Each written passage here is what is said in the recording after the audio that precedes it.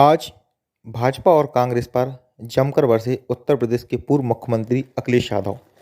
हम आपको बता दें कि राजनगर विधानसभा में सपा प्रत्याशी बबलू पटेल के समर्थन में आज अखिलेश यादव ने सत्ती की मड़िया पर एक सभा का संबोधन किया।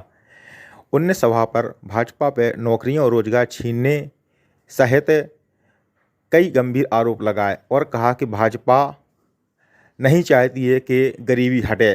भाजपा चाहती है कि गरीबों को हम निःशुल्क राशन देते रहें ताकि गरीब लोग हमें वोट लालच में आकर देते रहें। तो कम से कम 20 साल की इनकी सरकार में और दिल्ली की सरकार में 1 करोड़ गरीब लोग रेखा से बाहर हो गए होंगे।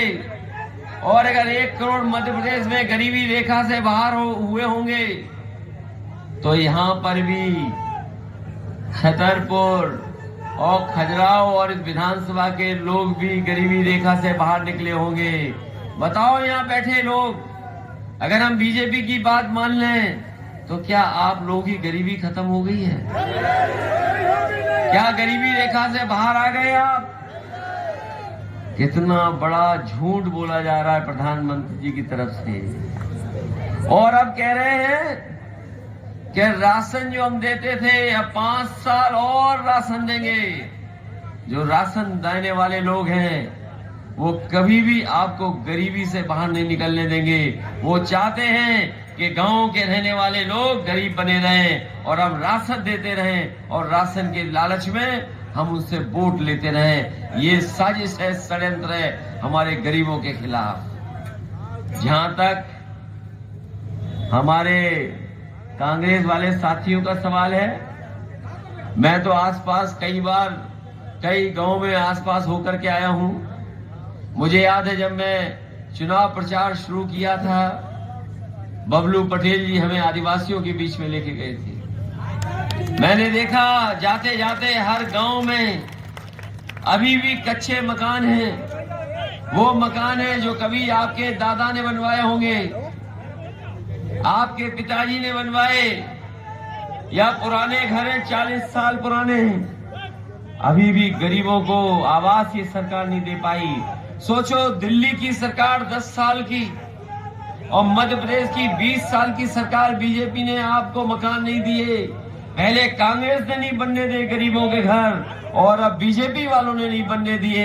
हमारे गरीब अभी भी अपने वही खपरेल, वही पुराने दादा परदादाओं के बने हुए घरों में रह रहे हैं या जैसे के तैसे रह करके अपना जीवन गुजार रहे हैं। मैं आपको भरोसा दिलाता हूं, समाजवादी सरकार बनेगी या सरकार में शामिल होंगे तो उत्तर प्रदेश की तरह हम लोग गरीबों को भी लोही आवाज दिला करके उनको पक्के घर देने का काम करेंगे।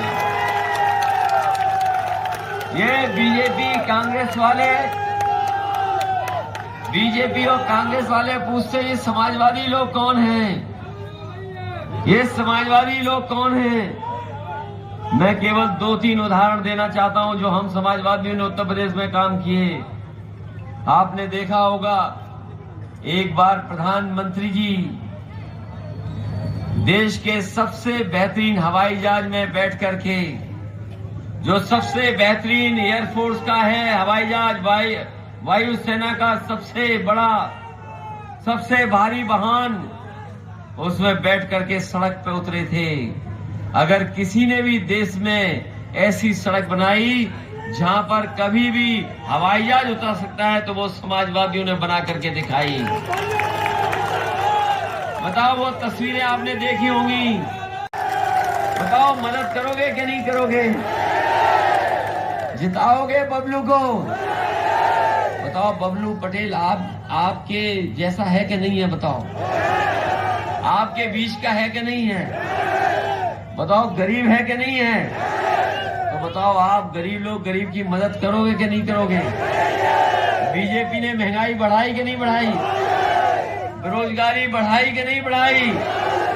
तो इसका मतलब तो साइकिल चलने वाली है यहाँ पर। मैंने बहुत सारे साथियों को जाते भी देखा, लेकिन जैसे ही उन्होंने हमारा रथ देखा सभी के सभी यहाँ पर मैदान में आ गए। मैं उन सब का भी बहुत बहुत धन्यवाद देता हूँ, बधाई देता हूँ।